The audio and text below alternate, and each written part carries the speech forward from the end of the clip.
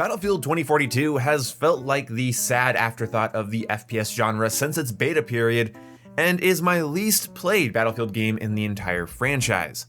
The entire franchise being something that I started to look into back in 2009, 10ish, and I realized that before playing Battlefield 3, I should go back and pirate and play all of the other games, and I did. As a kid, I was pirating and playing 1942, Vietnam, 2142 2, and the Bad Company series. And then when I finally got an Xbox 360, I played more of the Bad Company series, and I played a lot of Bad Company 2 Vietnam, as well as Battlefield 1943. And even though Battlefield Hardline 1 and 5 are not my favorite games in the series, I still put tons of hours into them. So, it pains me to say that I haven't really enjoyed Battlefield as a franchise genuinely since Battlefield 4, and the same goes for the majority of my friends, making play sessions over the last few years a frustrating, bitter, sour experience. Now, 2042 really felt like EA and DICE had lost the plot of the series. It was a hero operator-based shooter with no classes, no story despite taking place after Battlefield 4 canonically, which is frustrating as hell, low launch content, downgraded movement, and half-assed portal and hazard modes made the game hard to buy, or stomach purchasing as a content creator, and even harder to recommend to friends and family. What a shame. Now, there are 3 words I never use to describe a game because I just try not to hop into this much hyperbole. But 2042 was a soulless cash grab that was at odds with everything the series had been working towards since Bad Company 1.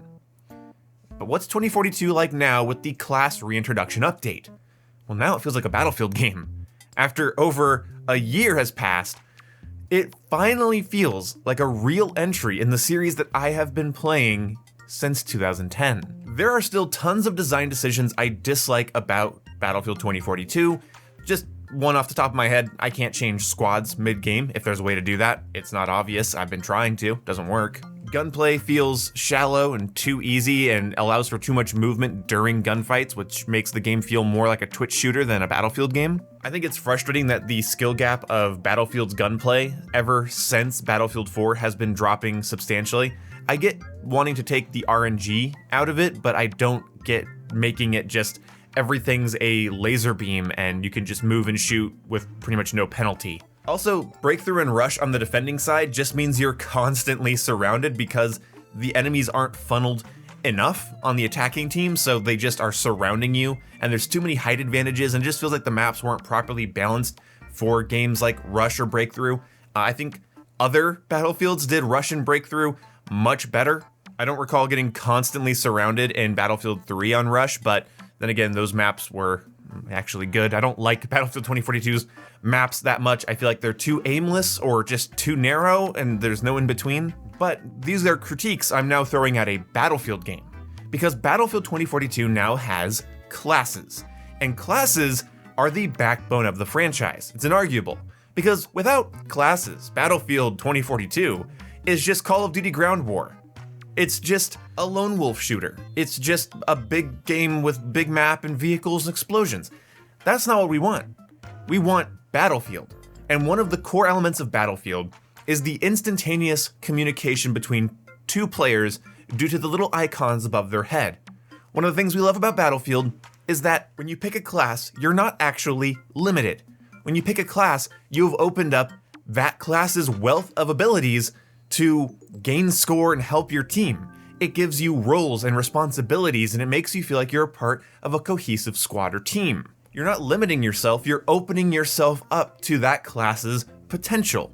Now, weapons are not directly tied to classes in this game, which I pretty much disagree with intrinsically. I think Battlefield games should have the weapons restricted to certain classes and then have some universal weapons. In this game, you can use whatever gun you want, but certain weapon categories will have proficiencies if you pick the right class. Engineers get LMGs, Assault gets, you guessed it, Recon gets, you guessed it, and Support gets SMGs. Now, Support getting SMGs makes some sense, but I am actually really bothered by Engineers getting LMGs. In fact, Supports and Engineers, they should have those weapons swapped. I don't picture an Engineer running around with 3 AT rockets and a rocket launcher and AT mines and shit, running around with that and running around with an LMG at the same time. That doesn't make a lot of sense to me. I feel like an LMG is more of a support weapon, and I feel like a PDW is more of an engineer's weapon, because you don't want to have to get into a vehicle holding a big box magged LMG. That doesn't make a lot of sense. I think it makes sense for the person throwing around health and ammo, because support in this game is more of a health and ammo guy more than just ammo or just health. And, you know, it bugs me that is the class that that has the SMG, which makes sense for running around and healing people, but doesn't make sense for sticking around and supporting people with, again, ammo and health packs that are more stationary. You know what I mean? Like, it just doesn't feel right. I feel like engineers are actually going to be on the move more, chasing down moving vehicles that need to be repaired, hopping in and out of vehicles. It just makes... I don't like it. I don't like this system, but whatever. It's better than what it was, which was nothing. So these weapon proficiencies basically work as follows. If you use an AR on the Assault class, you get 3 extra magazines. If you use an LMG on Engineer, you get improved accuracy while crouched or prone. If you use an SMG with support, you get faster draw time. And if you use a sniper rifle on Recon, you get immediate and constant steady scope. Very, very good. These are strong bonuses that do really encourage you to use that class's, you know, proficient weapon class, and that's good. I think that's fine. And then each class gets its own gadget. So Recon gets the spawn beacon, Support gets defibrillators, Engineers gets repair tool, and Assault gets the med pen. And the Assault class is honestly my least favorite in the game. You suck.